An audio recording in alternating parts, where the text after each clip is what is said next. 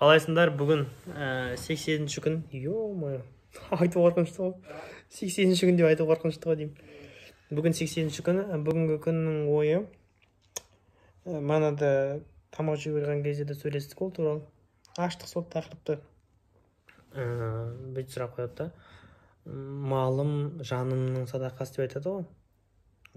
Сол не деп сұрап қалай түсінеміз деп талқылады да. Сол кезде сол тақырып ашылғаннан кейін көрдік, оқыдық, ашып берді бізге адамдар. Оказывается, оны түсіндік басқаша екен да. Біз вообще никак түсінген жоқпыз, просто әдемі сөздер. Малым, жаным садақасы, арым, бірдеңем садақасы деген общем. Бірақ ең басында бұл жерде ключевой сөз манағы малым, жаным садақасы деген сөз өздерің қалай түсінесіздер? Ең басында просто ойланып көріңдер шамалы. Кетірем. Қалай жасақ болады да. Енді қара, ол малым, жаным садақасы деген, яғни мал деген бұл жерде бізде кезінде Абай атамыз барлығы айтады ғой, мал деген ол, яғни ол деген бізде, яғни ақша, материален зат мал деген. Енді қара, малым, жанымның садақасы. Яғни менің малым, жаным үшін садақа болады. Яғни қара, сен тапқан табысың, сенің өзіңнің жаныңа садақа болады. Яғни сен таптың ақша, сенің тісіңді емдеттің, таптың ақша, өзің бір неттің, өзіңе салын ақшаны. В общем, сенің малың, сенің жаныңа садақа етеді. Яғни сенің тапқан ақшаның барлығы, сені өзіңе құю керексің деген әңгімені айтып тұр да, оказывается. А так бұлар күш сөздері ғой, бүйтіп.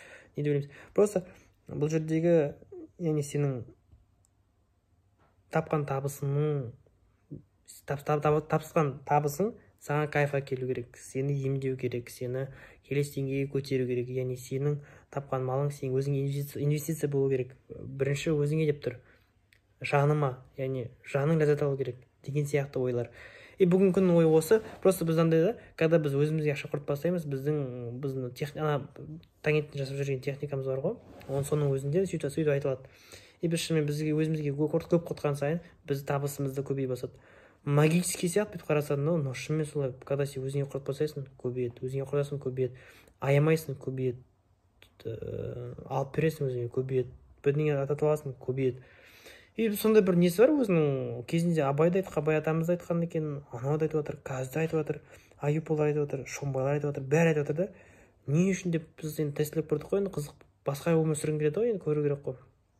Соны көріп жасағаннан кейін эффект шынымен сондай екен, оказывается. Даже Абай атамыздың өзі айтып кеткен. Брайан Трейси оның барлығы қоя тұрсын. Абай атамыз өзі айтып тұр. Яғни біздің тапқан малымыз жанымның садақасы болу керек. Бүгінгі күннің ойы осы. Просто көріңдер, өздеріңе алыңдар, тек қана өздеріңе жасап көріңдер, ұнаған заттарын жасап көріңдер. Көріңдер соның барлығын. Содан кейін результатпен Инстаграмда бір жерлерде жазасыңдар, дайыр осылай істеп көрдім, оказывается осылай деген сияқты. Но бір-екі моменттер бар, оны толық ашу керек. Бұл жерде күнде таңертең жасап жүрген техникалардың да әсері бар, соны да жасау керек. Шын көріңдер, если қызықсаңдар, Инстаграм жазыңдар, толық айтып беремін, что за техника, қалай жасау керек, не істеу керек деген сияқты. Бүгінгі күннің ойы осы, 80-ші күн.